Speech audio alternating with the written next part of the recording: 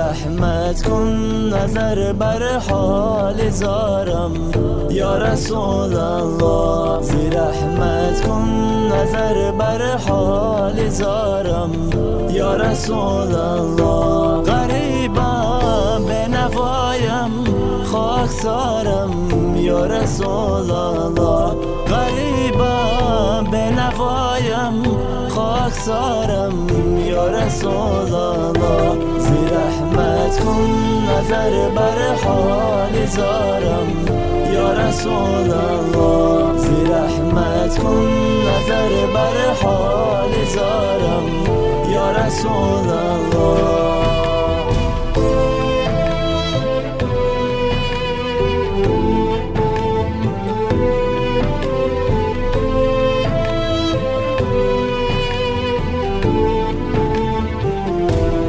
داغ هجر تو که دل فگارم یا رسول الله.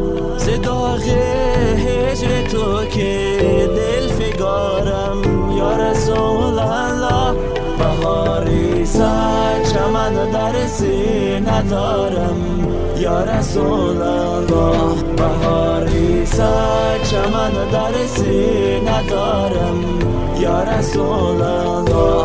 زی رحمت کن نظر بر حال زارم یا رسول الله. زی رحمت کن نظر بر حال زارم یا رسول الله.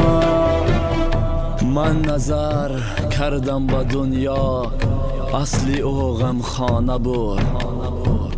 قصه های زندگیش پیش رو افسانه بود. جز 2 روز زندگانی هیچ معلومم نشد. چشم دل را من کشادم این جهان ویرانه بود. گرچه با حسن و جمالش فخر می سازد ولی آدمی در او مثالی بلبلی بیلانه بود. ز داغ هجر تو که دل فگارم یا رسول الله. ز داغ هجر تو که دل فگارم یا رسول الله.